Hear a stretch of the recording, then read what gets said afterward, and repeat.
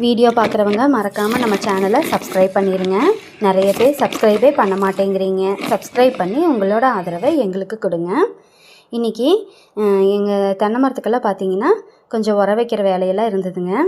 இந்த தென்னை மரத்தை சுற்றியுமே இருந்த அந்த களைச்செடிகள் எல்லாத்தையுமே நல்லா கொத்தி விட்டு பாத்தி கட்டி விட்டுருக்குதுங்க. இன்றைக்கி அதுக்கு எல்லாத்துக்குமே உரம் வச்சு விட்டுருக்குதுங்க. இந்த உரம் கொடுக்குறப்போ காய் நல்லா பெரிய பெரிய காயாகவே பிடிக்குங்க.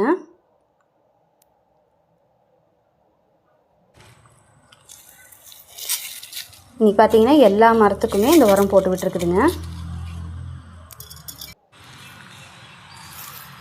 இந்த உரம்லாம் போட்டு விட்டு நம்ம தண்ணி கட்டி விட்டுறணுங்க.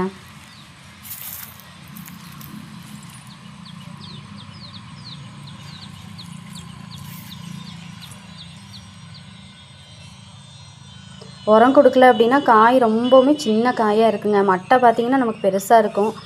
இல்லை நம்ம மட்டை வாங்கி தேங்காய் பார்க்குறப்ப ரொம்ப இத்தினூண்டு காயாக இருக்குங்க.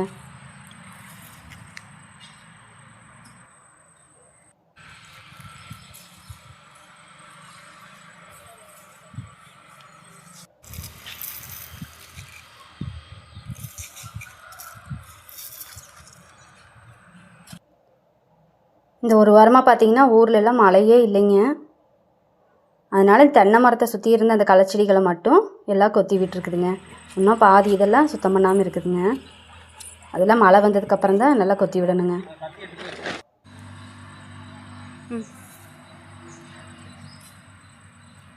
இந்த வீடியோ உங்களுக்கு பிடிச்சிருந்தா மறக்காமல் வீடியோக்கு ஒரு லைக் பண்ணிடுங்க.